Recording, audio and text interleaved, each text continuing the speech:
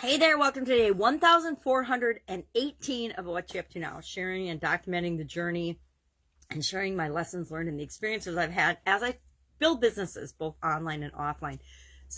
48 years plus building offline businesses while simultaneously working over a quarter century in corporate America in various capacities, and all management, all leadership, all business systems, processes, procedural related things. To me, the definition of quality is the processes and the procedures and the systems that we use in every department and how they interrelate with one another to serve the end customers. And so I get to stick my fingers, my nose in everybody's business, which was what I love to do in corporate America. And then in 2017, following my divorce, had the opportunity to come online and learn about the online world. Always been curious about it, but never really dove in.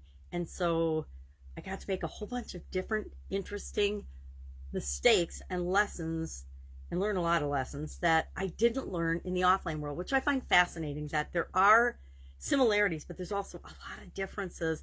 And it behooves us to know both and to make sure that we're not falling into any of the pitfalls that, especially when we're getting started or as we're building and growing and supersizing our business, which is my emphasis online as well as offline, is to help people build and supersize and grow their business, to create whatever business that they want, whatever size, whatever shape, whatever it looks like, to make them happy and to create the life that they want. So today, our idiom in my Supersize Your Business group, I have an idiom, and I share an idiom every day. And I started doing this because I was moving and I needed a quick and easy piece of content that I could create every day, because I'd been challenged by my coach at the time to produce content every day. And that meant video content, which I was scared to death to do.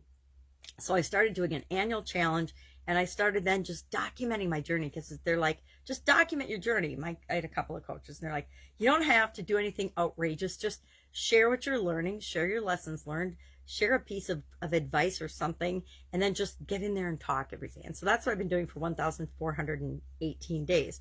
A lot of it is just probably babbling in some people's mind. There's also some gold nuggets buried in there, right? And if we so choose, we can use that information, use those nuggets, use that wisdom for our own personal development and ends. So today we talked about cold snap. What is a cold snap? Where did it come from? It's been around since the early 1700s. They've used the expression cold snap.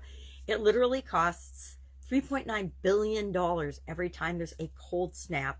I didn't realize that. The one in Texas earlier this year, the one that went through the South, I guess it was Texas, Georgia, all the southern Florida, cost over $100 billion. $100 billion. That to me is mind-boggling.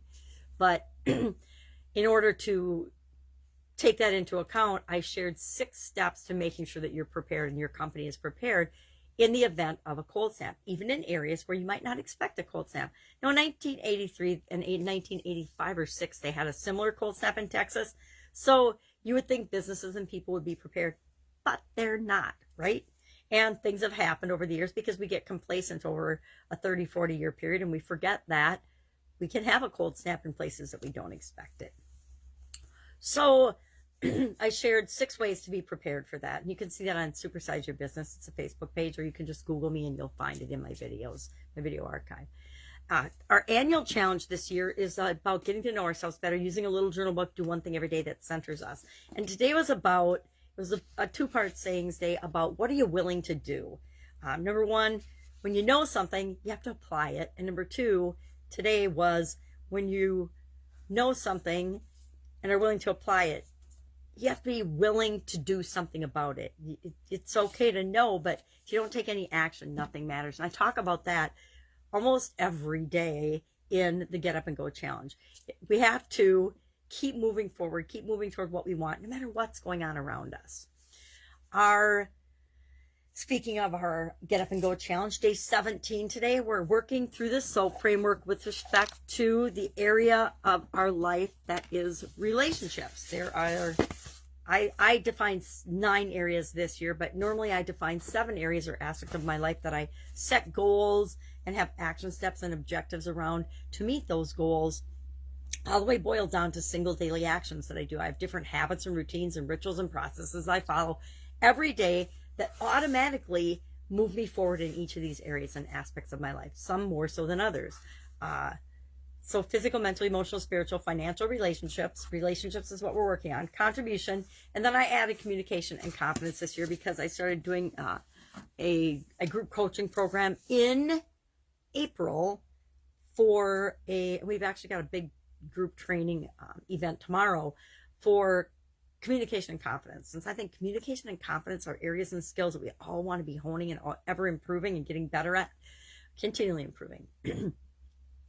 I decided to be part of this program for a year. And so as I'm part of something, I like to share it with other people. So I added communication and confidence to the areas and aspects of my life that I set goals for, broke it down in little smaller pieces, and am participating in this coaching program and then sharing the information I learned with you all through this particular segment as well as other segments and demonstrating it in things that I do. So today, our SOAP framework, we used a tool called NGT, which is nominal group technique. I learned it in college and have applied it in my business and in my jobs, especially when I'm working with groups ever since. But I like to use it as a tool for myself as well by adding a scale from 1 to 10 or by grouping and nominal grouping and voting for things myself or asking people around me to participate in the group technique as well. Kind of like getting 360-degree feedback. You pick and choose a bunch of different people that you want to get feedback on about your performance and how you interact with them and how you impact them. So those were the 3 main pieces of content today. Started doing some Christmas prep, which, you know, it's a little late if I didn't start, but we were wrapping presents and things yesterday, last night with my granddaughter, which was my baby granddaughter and my daughter, which was fun. Her husband's out on storm. There's been some big winds and big storms that have gone through the Midwest here, Wisconsin. And then there were tornadoes in, I want to say Kentucky. I don't know what's 3 states. I know Kentucky got hit really bad. And I can't remember the other 2. But there's lots of storms going on. There always are. That's why I felt it was important to talk about cold snaps. Even when we don't expect it. I don't think we expect tornadoes in December. And lo and behold, we just had some big tornadoes go through. I mean, I think the biggest ever. So we were wrapping presents and getting ready, and we were laughing because it's like the earliest we've ever really wrapped Christmas presents, but it's the latest we ever put up our Christmas tree was just earlier this week as well. I don't know. It's just kind of a discombobulated holiday season since COVID hit. Everything's been just different and feels different. And so this year, it's actually starting to feel a little bit more like it used to. And I appreciate that because I love Christmas. All right, that is all I've got today. I've got projects I'm working on. I've got things that I'm preparing as gifts for people. So I need to get on those. Go out, make it an awesome day. If I can help you in any way, ask. If you are, I find that I still struggle with asking for help in certain areas and aspects of my life. And I want to make sure that you don't suffer from that when it comes to building and supersizing and growing your business. If you are stuck in any area, any aspect, anywhere, and feel like you don't know what to do next, please reach out and just message me and ask. And let's get you over that hurdle. It's not going to cost you anything. It's my Christmas gift between now and the new year, I guess, is to help as many people as I can to make sure that you're not stuck on something and making it bigger than it has to be. How do I know about this? Because I used to do that all the time. We blow things up. We make them overcomplicated. I'm coaching a couple of new business startups right now, and I normally don't do new business startups, but I'm trying to coach them through the very basics, and that there's so many things we commiserate over. I did the same thing when I came online, and I can't believe I did because I didn't do it in the offline world. I just would work through that and take action. But in the online world, it's easier to get stuck in learning loops, get stuck going down the wrong roads because the barrier to entry with respect to finances and things is so low. We can spend hundreds and hundreds of hours, if not thousands, on the wrong things because we're not paying out any money out of our checkbook. And when we're not, guess what?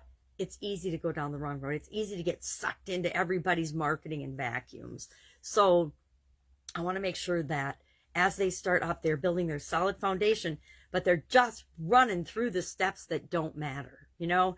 And I'm sure people would hit me alongside the head for saying some of these things, but your website, your domain name, a lot of things in the industries and the business we're starting up, they don't matter. You just need to get something up for credibility and going, and things like logos and business cards, they just don't matter. So do the things that matter most, depending on what industry you're in, and just let the other things go. And as you take action in doing the things that matter most and get results, then you can go back, as long as you have the foundation set right, and just add the things that you want to, clean up and make better and improve. It's called continuous improvement, but you got to be moving in order to be improving.